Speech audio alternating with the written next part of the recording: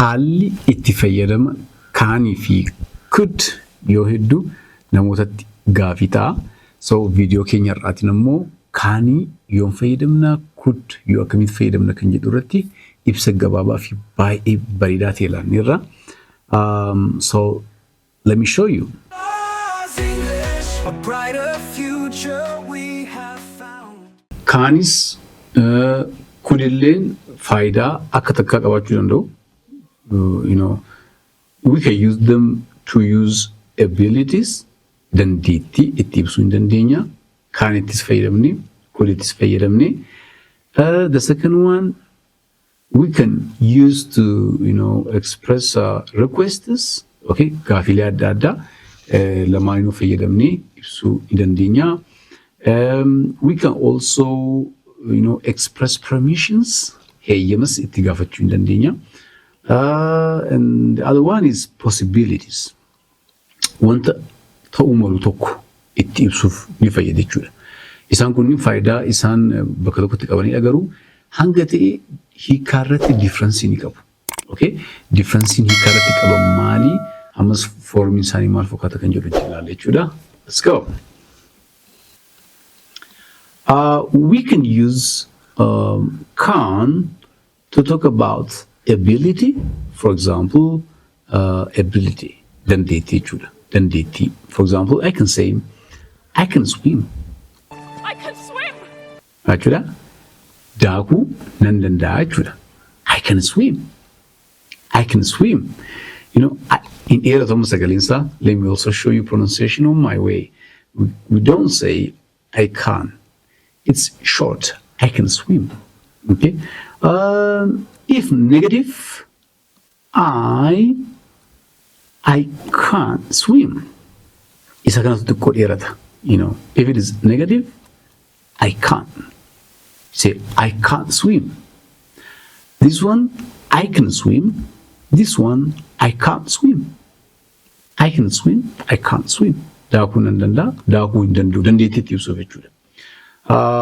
She can drive a car. She can drive a stick. Isiin konkolaataa konkolaachisuu hin dandeessidha. She can drive a car. She can't drive a car. If it is negative, akkuma asitti itti mul'ise, can't. Amma isaan faranjoonni yoo haasaan enniti sana hedduurraa nageenyu waan ta'eef xiqqoo confusion itti uume jechuudha. They say, she can't swim. Can't swim. Can't swim. She can swim. She can't swim. You see? Positive, negative. Then gaafii gochuu barbaanne immoo, can you swim? Can you swim? Daakuu dandeessaa jechuudhaaf. Can you swim? To swim hin jennu, swimming illee hin jennu. Can hoo jenne only the base form. Swim. Kubbaa taphachuu hin dandeessaa. Can you play football? Maal jennee deebisaa? Yes, I can. Ni danda'a yoo ta'e. Hin danda'u yoo ta'e immoo no, I can't. Yes, I can. No, I can't. Okay? Good. That's can. Kanaafuu maal ibsuuf itti fayyadamne jechuudha? Ability, dandeettii. Akkamitti gaafanna? Akkamitti hin danda'u jenna? We have seen that. I can drive a car. I can't swim. I can't swim. Can you swim? Siin gaafadhee mee deebisa. Can you swim? Daakuu dandeessu bishaan. Can you drive a car? Konkolaataa konkolaachisuu hin dandeessu? Yes, I can. Oh, no, I can't. So these are the benefits of the uses of can. Haala kanaan dandeettii ibsuu hin dandeenya jechuudha. The second one is could. Innis dandeettii ni ibsa garuu dandeettii yeroo ammaa osoo hin taane dandeettii yeroo darbaati ibsa jechuudha. It is used for showing the past ability. Like, I could swim when I was 5. Amata shan waggaa shan innaan ture daakuu hin danda'an ture jechuudhaaf. I could swim. Namni duraan kubbaa miilaa taphachuu danda'u tokko amma immoo kan dagate maybe. Maal jedha? I could play football when I was a child. I could play football when I was in elementary. Yeroo mana barumsaa sadarkaa tokkoffaa baradhusan kubbaa taphachuun hin danda'an ture amma harkaa badee malee jechuudhaaf. You see, past ability dandeettii yeroo darbaarra jiru itti ibsuuf nu fayyadaa jechuudha. You see, good, past ability. And the other one, he could run very fast as a child. Yeroo ijoollummaa, hedduu saffisaan kaachuu hin danda'a turedha.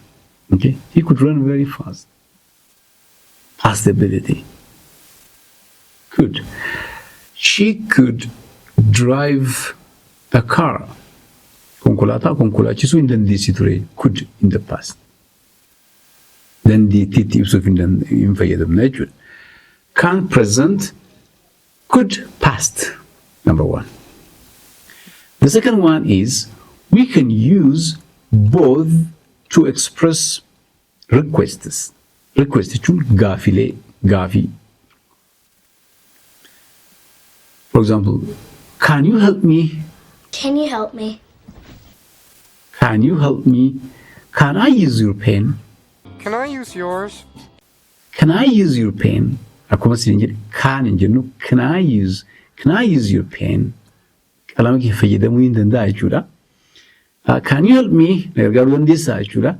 Garuu it is not polite way of saying it. Egaa biyya faranjii akka nuti amma afaan Oromootiin isin jennee kabajatti mul'isnu kun na gargaaruu hin dandeessu wanta kana naa kennuu dandeessu jennee nama guddaan akka gaafii gaafannu. Okay? Wanti akkasii Ingiliffa hin jiru. Isin kan jedhamu jiru Ingiliffa keessa. Jechuun kabaja mul'isuudhaaf jechuudha. Kanaafuu maal fayyadamu isaanii jechoota kaanirra could fayyadaman namoota gurguddaadhaaf kabaja mul'isuudhaaf itti fayyadaman jechuudha. You see? Kanaafuu can you help me jettu nama sitti dhiyoo nama beektu mina gargaaruu dandeessaa akka jettu san. And yooniif kabaja mul'isuu barbaadde immoo you use could. Bakkee nama guddaa umriin sii olii wajjin staatusiin sii ol jiru haasofisuu barbaadde you say like could. Say, could you help me? Now it's polite. Could you help me? Akka afaan Oromootiin na gargaaruu dandeessu akka kanaa kennuu dandeessu jennee nama jabaa nama guddaa gaafannu san could is used just like that to show politeness. Okay? Could I use your pen? Asitti maal jenne? Asitti can I use jenne is informal. Kabaja hedduu kan hin mul'isne jechuudha.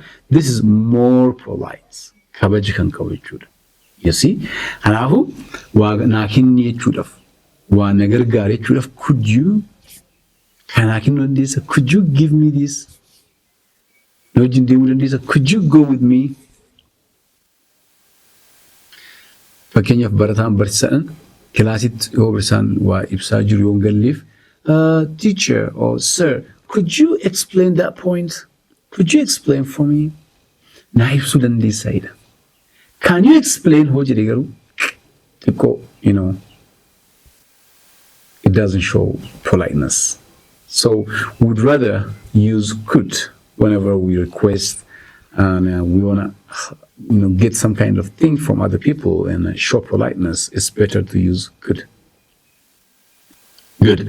So the second use of can and could is request. Okay. The third use is before that, look, can you help me?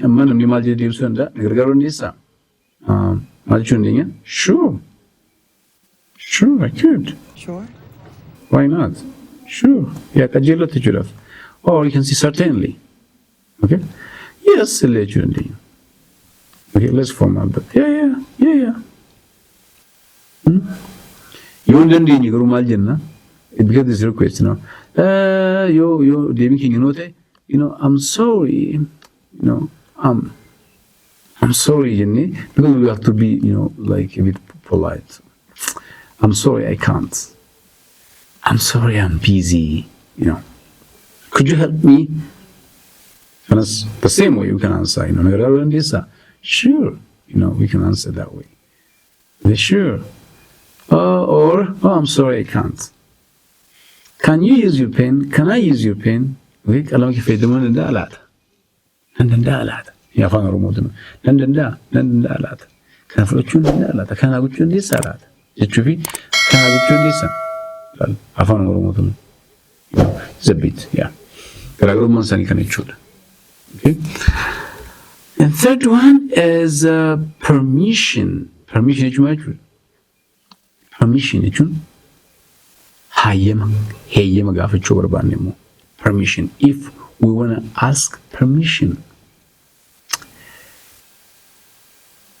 can I go out? Can I go?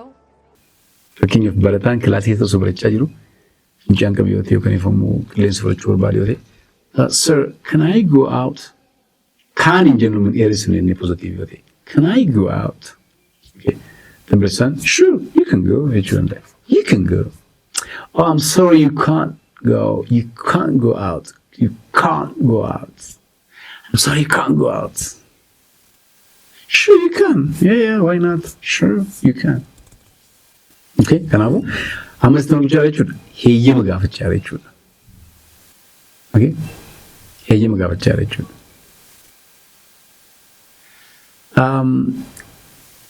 Can you, for example, can I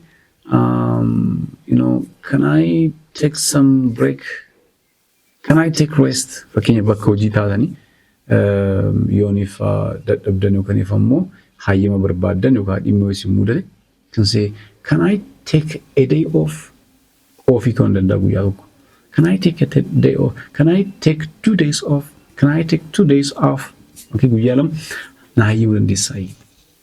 Can I go home? Can I take some break? Boqonnaa hanga ta'e fudhachuu hin danda'a. It's permission. Permission. Okay? You can use the same way with could, but more polite. Ammoonni hojjetatanii hojjechiistota keessa wajjin haasoftan, it's better to use could. Yoo hedduu namoota wajjin haasoftan, better to use could because it shows more politeness. Okay? Now, could I leave early today? Har'a yeroon deemuu nan danda'a bakka hojiitii. Okay? Could I leave early today? Could I get my salary early? Mindako yeroon argachuu nan danda'a. Okay? Could and can. Used for what? Permission. So I'm deebisu. Yes, sure, certainly. Haala kanneen deebisuu nan danda'a jechuudha. Okay, the last one is possibility. Possibility. Wanta ta'uu malus itti ibsuu hin dandeenya jechuudha. Wanta akkanaa ta'uu ni danda'a jennee wanta tilmaamnus, wanta mamii keenyas itti ibsuu hin dandeenya jechuudha. So the fourth one is possibility. Okay, so for example, accidents can happen. Balaan uumamuu danda'a. Yoonif meeshaalee kanneen haalaan hin suphine haalaan hin sirreessine, accidents can happen. Uumamuu danda'a. Okay, yoo ijoollee keenya haalaan hin barsiifne, yoonif haalaan hin deeggarre, they can fail the exam. They can be at risk. Kufuu danda'u, rakkoo rabuu danda'u, akkana ta'uu danda'u. Jechuudha, possibility. Possibility. Wanta ta'uu malu itti haasa'aa jirra jechuudha. Itti fayyadamaa jirra jechuudha. Wanta ta'uu malu. The same thing could be used using could. Okay. Amma asitti kaanii kan yoo fayyadamnu akkana ta'uu danda'aadha. Could yoo fayyadamnu xiqqoo laafaadha. Weak. Fakkeenyaaf accidents could happen fi accidents can happen in adda adda. Accidents can happen jechuun balaan uumamuu hin danda'aadha. Hanga ta'e shuurii namichi jechuudha. Accidents could happen on jedhe garuu akka carraa tarii uumamuu danda'a. So it's weak. Egaa amma foorumii isaa isinitti himu hiikaan isinitti hima haalaan akka itti fayyadamtanii isinis hojiirra oolchitan waan barbaaduuf jechuudha. For example, it could rain later. It could rain later. Booddee tarii roobuu danda'a. It can rain waan hin jedhee yookaan duumessa argee jira yookaan immoo mobaayilii koorraa weather forecast ilaalee jira. You know, something xiqqoo gara shuuriitti dhiyaate jechuudha kaanoon fayyadamu. Kudoon jedhe garuu makka carraa akka tasaa ta'uu danda'aadha. Okay? Okay? For example, she could be at home. Mana ta'uu dandeessi. Maybe. So it shows possibility, but uncertain possibility. Uncertain jechuun ka shuurii ittiin ta'an jechuudha. But this one is general possibility. Wanta ta'uu malu. Wanta ta'uu malu itti ibsuu hin dandeenye jechuudha. I hope you have understood the differences between can and could. Egaa Oromoon uumamaa kun maal jedhaa? Fardi biraan nama gaa malee hin waraanu jedha. Hangan adda baasee yoonan isiniif ibse shaakaltanii irra deebitanii sammuutti qabatanii hojiirra oolchuun haasawaan barreeffamaan hojiirra oolchuun ammoo hojii keessan jechuudha. Isinitti namana. Ni shaakaltuu sirriitti sammuutti ni qabattuu ingiliffa keessan ni fooyyeffattu. Practice makes perfect. Chaanaala keenya filattanii hanga dhuma viidiyoo keenyaatti immoo wajjin turtanii waan ilaaltaniif guddaa galatoomaa jenna. YouTube chaanaala kanaaf haaraa yoo taatan garuu subscribe gochuun hin dagatinaa. Thank you so much. Have a nice time. A brighter future